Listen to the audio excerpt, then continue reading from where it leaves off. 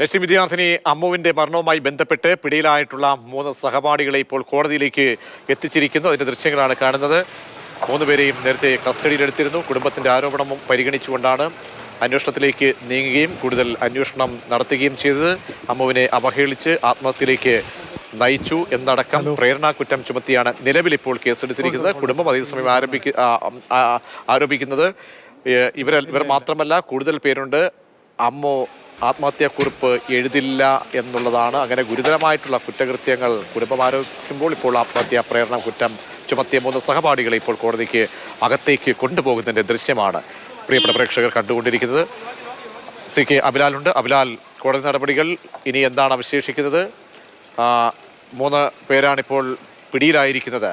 നടപടിക്രമങ്ങൾ എപ്പോൾ പൂർത്തിയായേക്കും?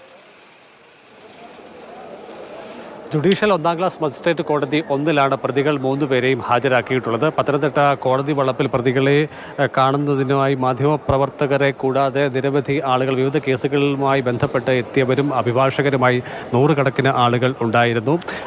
ഏതാനും നിമിഷങ്ങൾക്കുള്ളിൽ തന്നെ ഇവരുടെ കേസ് കോടതി പരിഗണിക്കുമെന്ന് തന്നെയാണ് പ്രതീക്ഷിക്കപ്പെടുന്നത്. സ്വാഭാവികമായും റിമാൻഡിനുള്ള സാധ്യതയാണുള്ളത്. അതേസമയം തന്നെ പ്രതികൾക്ക് വേണ്ടി ജാമ്യ ഹർജി സമർപ്പിക്കാനുള്ള സാഹചര്യം നമുക്ക് തള്ളിക്കളയാൻ ആകില്ല.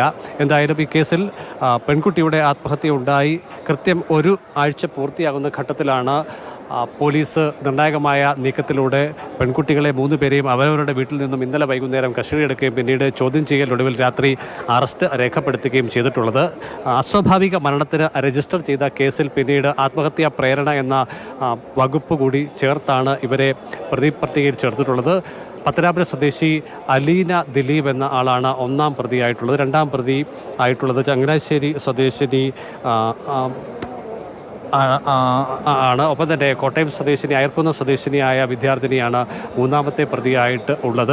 അതേസമയം അവരുടെ ബന്ധുക്കൾ പറയുന്നത് ആക്ഷേപം എന്നുള്ളത് ഇവർക്കെതിരായി ഉയർന്നു വന്നിരിക്കുന്ന ആക്ഷേപങ്ങൾക്ക് അടിസ്ഥാനമില്ല. നിയമപരമായ പോരാട്ടത്തിലൂടെ ഇവരുടെ നിരപരാധിത്വം തെളിയിക്കുമെന്ന് പ്രതികളുടെ ബന്ധുക്കൾ അനൗദ്യോഗികമായി പ്രതികരിക്കുന്നുണ്ട്. കോളേജിൻ്റെ ഭാഗത്തു നിന്നുള്ള അന്വേഷണവും അതോടൊപ്പം തന്നെ വകുപ്പ് തലത്തിൽ സംസ്ഥാന ആരോഗ്യവകുപ്പ് മന്ത്രി പ്രഖ്യാപിച്ച അന്വേഷണവും സമാന്തരമായി തന്നെ പുരോഗമിക്കുകയാണ്. ഈ കേസിൻ്റെ ഓരോ നീക്കവും പൊതുസമൂഹം കൂടി വീക്ഷിക്കുന്ന സാഹചര്യത്തിൽ കോടതിയും പോലീസും ഒക്കെ തന്നെ ഏറെ ജാഗ്രതയോടുകൂടിയുള്ള നടപടികളുമായിട്ടായിരിക്കും മുന്നോട്ട് പോകുക. കഴിഞ്ഞ വെള്ളിയാഴ്ച വൈകുന്നേരം ഏറെക്കുറെ 4:50 കോളേജ് വിട്ട് ഹോസ്റ്റലിലേക്ക് എത്തിയ അമ്മു എ സജീവ് വെട്ടിപ്പുറത്തെ ഹോസ്റ്റൽ കെട്ടിടത്തിൻ്റെ 3ാമത്തെ നിലയിൽ നിന്നും താഴേക്ക് ചാടിയത്. അതേസമയം തന്നെ അത് ആത്മഹത്യയല്ല, കൊലപാതകമാണ് എന്നുള്ള ആരോപണവുമായി ബന്ധുക്കൾ ഇന്നും നിലപാട് മാധ്യമങ്ങൾക്ക് മുൻപാകെ പറഞ്ഞ സാഹചര്യമുണ്ട്. കഴിഞ്ഞ വെള്ളിയാഴ്ചയാണ് ഈ സംഭവം ഉണ്ടാകുന്നതെങ്കിൽ തിങ്കളാഴ്ച മുതൽ കോളേജിലേക്ക് നിരന്തര വിദ്യാർത്ഥി പ്രക്ഷോഭം നടക്കുന്ന സ്ഥിതിയുണ്ട്. അങ്ങനെ സമരങ്ങൾ വലിയ തോതിൽ ഉയർന്നു വരുന്നു. വിദ്യാഭ്യാസ ബന്ധം എന്നുള്ള തരത്തിലേക്ക് കാര്യങ്ങൾ എത്തുന്നു. ഒപ്പം തന്നെ കുടുംബാംഗങ്ങൾ കടുത്ത നിലപാട് ആവർത്തിക്കുന്നു. ഈ പശ്ചാത്തലം കൂടി പരിഗണിച്ചുകൊണ്ടാണ് ഏറ്റവും ഒടുവിൽ ഒരാഴ്ച പിന്നിടുന്ന ഘട്ടത്തിൽ പോലീസ് ശക്തമായ നിലപാടിലേക്ക് പോയതും പെൺകുട്ടികളെ കസ്റ്റഡിയിലെടുത്ത് ചോദ്യം ചെയ്ത് ഒടുവിൽ അവരുടെ അറസ്റ്റ് രേഖപ്പെടുത്തുകയും ചെയ്തിട്ടുള്ളത്.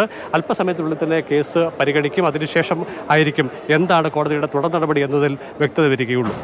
ശരി, CK അബിലാലാണ് വിവരങ്ങൾ നൽകിയത്. അമ്മുവിന്റെ മരണവുമായി ബന്ധപ്പെട്ട് അറസ്റ്റിലായിട്ടുള്ള 3 സഹപാഠികളെയാണ് ഇപ്പോൾ മജിസ്ട്രേറ്റ് കോടതിയിലേക്ക് എത്തിച്ചിരിക്കുന്നത്.